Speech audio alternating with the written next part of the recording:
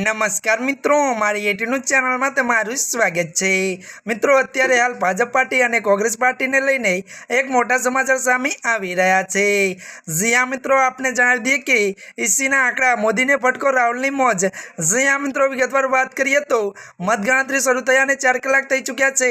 त्यारे मित्रों, चूंटणी पंचना आंकड़ा प्रमाणे वर्तमान समय BJP 234, Congress 99, SP 35, TMC 31, DMK 21 और टीडीपी 16 और जेडीयू 14 બેઠક પર આગળ છે।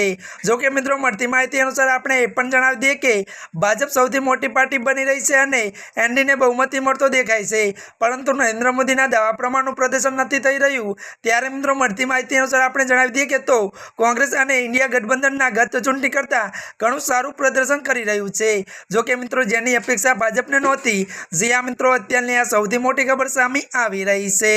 ત્યારે મિત્રો, આજના માટે આટલું જ। અમારી ચેનલમાં નવા હોય તો અમારી चैनल ने मित्रों तमे लाइक शेर और सब्सक्राइब कर दीजिए। धन्यवाद।